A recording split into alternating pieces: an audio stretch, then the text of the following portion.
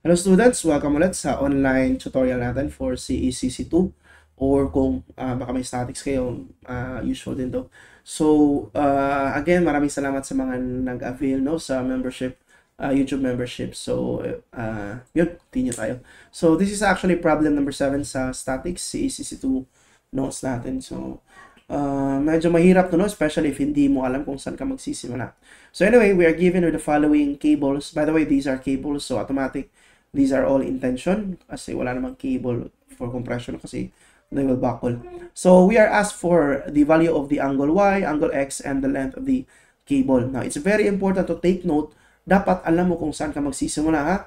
Now, these are actually concurrent force systems. If you consider every point A, point B, point C, point D, mga forces dyan nag-a-act, dalawa lang. However, we cannot directly, for example, sa point C, medyo marami ang unknown. Tingnan nyo, CD unknown, BC unknown, pati yung angle unknown. So, I hope you will agree no, that we need to start sa point D. Sa point D kasi, we can start sa point D kasi isa lang ang unknown sa point D. Tingnan nyo, ang unknown sa point D is actually itong CD lang. Okay? So, how about the reaction sa CD?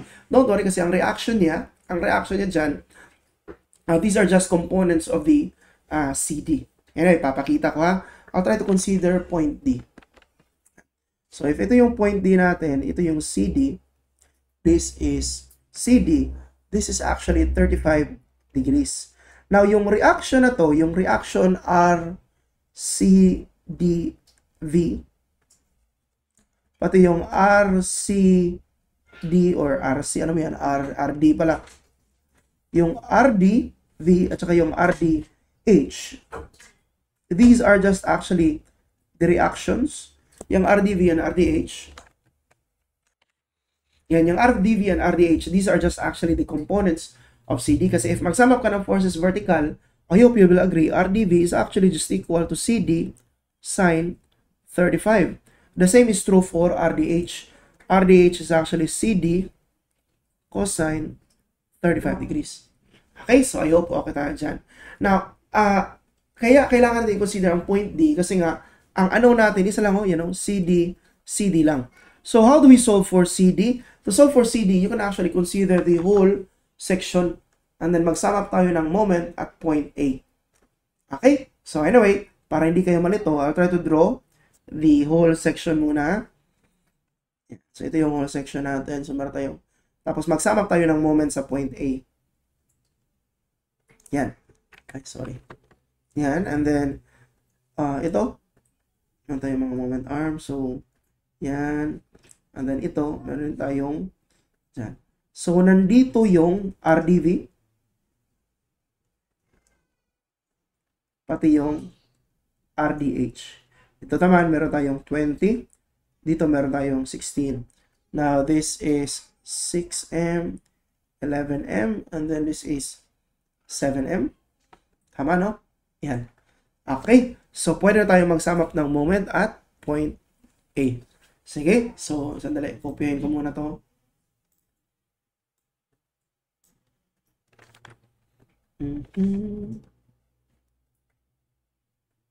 Oops. Yan. Okay. Lipat natin dito. Para di tayo malito. Yan. So, again, I'll sum up moments at A, ha? Sum up ako ng moment sa A. Oops. Sorry. Yan pala. So, summation of moment at A is equal to 0. Clockwise equals counterclockwise. Looking at the figure, I hope you will agree. Uy, nakalimutan ko yung arrow sa RDH. RDH, by the way, is to the right yan, ha? So, clockwise, I hope you will agree, 16 is actually clockwise with respect to point A. Moment arm niya is 6. Plus, another clockwise will be 20. Moment arm niya is 6 plus 11. And I think yan lang yung clockwise. Counterclockwise, both RDV and RDH are counterclockwise with respect to point A. Ang RDV, ang moment arm niya is actually 6 plus 7 plus 11. While ang RDH, moment arm niya is actually only equal to 7. Di ba 7 man to? Itong distance na to. Ito. 7. Okay? Now, palitan natin. Di ba alam natin ang RD is equal to CD. Ano yan? RDV is CD sine 35. While ang RDH, alam din natin na ang RDH is CD cosine 35. So, palitan natin na RDV. Sandali. Copy natin. Yan. And then ito. So, notice the whole, ang unknown lang sa whole equation mo is actually CD. Okay? So, now, we can solve for CD. Kayo nang bahala paano i-solve ang CD. You can use your calculator. Ha? Ako, kasi medyo mataas yan i-type sa calculator. Ito yung gagawin ko. Kasi meron naman ako function ganito. But kayo, kailangan nyo i-type yan ha, sa calculator. So, we have the answer for CD. Sandali lang ha. Pati yung ilong ko. Yan, sorry. So, kopyahin natin. So, this is in degrees. Ito din. So, CD will be 22.359. Now, once na-solve na natin ang CD, pwede natin i-consider yung joint C or yung point C, point B, at saka point A. Bali, gano'n na. Straight na. Kasi, notice, sa point C, dalawa na lang yung unknown, which is yung BC at saka yung X. Ha? So, I hope okay tayo dyan. Sige. So, gagawin nyo lang at joint C. At joint C. Sum up tayo ng forces. Sum tayo ng forces vertical is equal to 0. Tama, no? Joint C.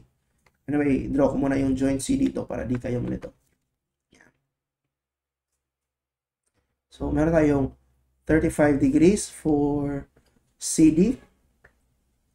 Meron tayong BC, which is at an angle X degrees. And then ito, meron tayong 20 kilonewton.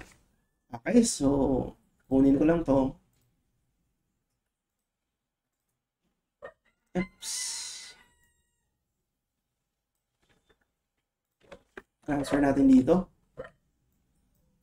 Yan, joint C. Sige. So, sum up tayo ng forces vertical is equal to 0. Ay, sorry. Yan. Sum up tayo ng forces vertical equal to 0. Upward equals downward. So, ang upward force, by the way, yung BC and CD, these are actually inclined forces, ha? So, it's important to take note na pag incline yung forces, kailangan natin ng component. So, component of BC, upward man yan. So, positive na agad. So, that's BC. And then, sine X. Sir, bakit sine X? Bakit hindi cosine X? Kasi, ang upward component of BC is the component without the angle.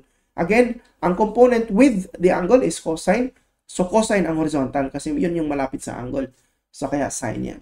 So, that is upward for BC. Another upward force is actually sa CD. So, that's CD times sine 35 degrees. Okay? So, that must be equal to the downward load, which is yung 20. Okay, next, sum up tayo ng forces. Horizontal is equal to 0. To the left equals to the right, or to the right equals to the left. Anyway, same lang yan. So, una tayo to the right, that's BC. Ito na yung cosine component kasi yan yung nakahiga. No? Horizontal component, which is yung BC cosine. Again na, may component tong BC ha. Cosine X. And then that must be equal to the component to the left, which is yung CD sine 35. Now notice, you can actually, dalawa yung ano, no? BC and CD. And dalawa naman yung equation natin. Pwede tayong mag-solve using method of substitution. However, you can actually use method of elimination. Ang gagawin lang natin, we will divide both this equation. By the way, we will try to change this equation, no? I-copy natin, but i-transpose natin. Itong CD, ilagay natin sa kabila kasi ang unknown, BC man. So, pag ilagay natin sa kabila, this will become minus, no? I hope alam niyo pa yung transposition yan. So, notice, if we will divide both equations, tingnan nyo, i-divide natin yung BC sine, sorry. Yung equation na yan, i-divide natin dito sa BC cosine, dapat equal din yan sa yung equation na to, i-divide natin dito sa equation na to. Diba? And then notice, BC will actually cancel out. And pag na-cancel out ang BC, we can actually convert sine X over cosine X with tangent X. Diba? And then you can actually solve for X By the way, ano yung x value natin? Check na natin, arctan. By the way, meron na tayong value ng CD ha. Meron tayong value ng CD. That's 22.359. Check na natin. Arctan. 20 minus CD na 22.359. Tama. Sin 35 over 22. Ay, sorry. Dapat hindi to BC cosine. Dapat this is also cosine. Sorry. Hindi ko napansin. Yan. That's 22.359 cosine 35. So, dapat ang sagot natin is 21.39 or 24 or 21.4. Kaso nga lang, notice, wala tayo sa choices. No, actually, na-check ko na din to. I don't know kung may discrepancy dahil sa pag-round off, but I think tama naman yung sagot natin. Don't worry. Anyway, if nakita kayo saan ako nagkamali, if may nakita ako kayo kung saan ako nagkamali, please do not hesitate to comment below, ha? So, ang sagot natin is 21.39. Check na natin. Arctan of this value. Ay, yung software ko kasi is in degrees. Kailangan natin, in radians. Convert na. 21.393. So, yan yung x natin. Okay, so meron tayong x. Next is to solve for y. So, once na alam na natin yung dito, yung point C. Ay, by the way, kailangan pala natin solve yung BC. So, BC. So, pwede natin. So, BC is actually equal to, ano ba yun? Ito. CD cosine 35 over cosine x. Actually, pwede ka kumuha either itong equation kahit saan dyan, since the only unknown will be BC naman. Ito lang yung kinuha ko. Yeah. Kinuha ko and then I used cross multiplication para isolve ang BC. So, check natin. You have BC na 19.671. Okay? So, kailangan kasi natin ang BC later on to consider, uy, ano to? Yan. Sandali ha. Ba't ganun?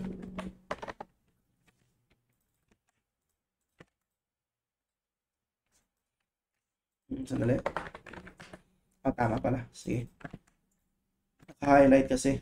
Anyway, next, let's try to consider joint B. Sa joint B, we can now actually solve for A. Sige, so let me try to draw joint B.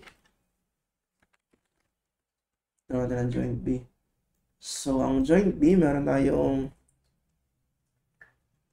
16. Ay, sorry. Meron tayong BC. Tapos, ito yung X. And then, meron din tayong AB.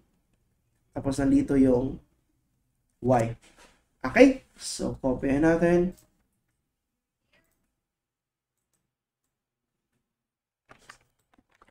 Lagyan natin dito. Yan. Okay? So, again, same pa din. You need to sum up forces vertical and sum up forces horizontal. So, copyahin ko na lang to. Same pa din na. Need natin mag-sum up ng forces vertical and magsama ng forces horizontal. So, looking at the figure, sama pa yung forces vertical, upward equals downward. So, ano ba yung upward forces dito? Number one, upward is the vertical component of AB. So, pwede kong ilagay AB sin Y. Again, I hope you understand bakit sin ha, kasi nga, ang upward component or vertical component is the component without the angle, kasi yung angle from the horizontal kasi. So, I think yan lang yung upward. Dapat equal yan sa downward. Ang downward natin, dalawa. That's 16 plus BC sin X. Now, don't worry meron na tayong value ng BC, pati X. Walang problema. So, ang ano lang natin, dalawa lang itong AB at saka yung Y. Next, summation tayo ng forces horizontal equal to 0. To the right equals to the left, or to the left equals to the right. Ang to the left, you have AB cosine Y. Ito na yung cosine component. I think yan lang ang to the left. So, ang to the right, equal na sa BC cosine X. Okay? So, I think you still notice kung ano yung gagawin natin. Notice, bali, ang gagawin natin, we will divide both equations pa din. So, ganun pa din yung gagawin natin. I-divide natin dito, and then, bale, ang unknown will be yung y na lang. Kasi ma-cancel out yung AB. Same yung gagawin natin kanina. Same sa ginawa natin kanina. Ma-cancel out ang AB. And then ito, magiging tangent na to. Ay, sorry. This will be tangent y. Kayo na yung bahala mag-solve sa y. Anyway, dito, ang yung y ko dito, that will be arctan. You have your calculator naman. Again, meron na tayong BC, meron din tayong x. Uy, dali. Times 180 over pi. Okay, uy, negative. Sandali. Saan tayo nagkamali dito? Alam ko na, ito pala, hindi natin lagyan ng angle. Yan, kalimutan natin lagyan ng angle. Sige, so we now have 51.681 sa y. Okay, kaso nga lang, I think may discrepancy din ulit. Again, siguro sa pag-round off lang. Check natin dito. Yep, 51. So, sagot natin, ang closest is yung letter A, 52.21. Sige. And then last is kunin natin yung length ng cable. Actually, yung total length ng cable, madali lang. Since all the angles are horizontal, pwede nyo gamitin no, na ang length ng AB, length ng AB is actually equal to the horizontal side, which is 6 over cosine of the angle y. Diba? Tama naman kasi notice, cosine, if you have the triangle, cosine y is actually equal to adjacent. Diba? Cosine y, cosine y is equal to adjacent, which is 6 over the hypotenuse or the length of B. So, if we want to solve for AB, divide 6 with cosine y. So, diretso na ha for all the angles. So, ang length will be, ano ba yun? That's 6 over cosine y. So, 6 over cosine y, that's in degrees. And then plus, you have 11 over cosine x. 11 over cosine x, that's in degrees. And then plus yung 7 over cosine 35. Okay, degrees din. Okay, so ito yung total length natin. 30.036, you know. Okay na kasi 7, kasi ito 7. 5. Check down natin kung tama ba yung sagot natin. 30. So, pinakamalakit sa 30 is yung 29. Again, meron lang tayong counting error siguro dahil sa decimal place or exact value kasi yung ginagamit ko. Parang ganun. Sige. So, again, I hope naintindihan nyo. Medyo mahirap ang problem na to if hindi nyo alam saan magsisimula ha. But rest assured, as long as you start at the point kung isa lang yung unknown, pag ganito yung problem ba isa. So, usually naman, pag mga ganitong klaseng problem, sa edge ka magsisimula. Yeah. Okay? So, I hope okay tayo dyan. Sige. Maraming salamat sa panonood and I hope. Again, if you have any questions, clarifications, or yung corrections pala, especially dito kasi medyo may discrepancy, please do not hesitate to comment ha. Comment below. Maraming salamat sa panonood.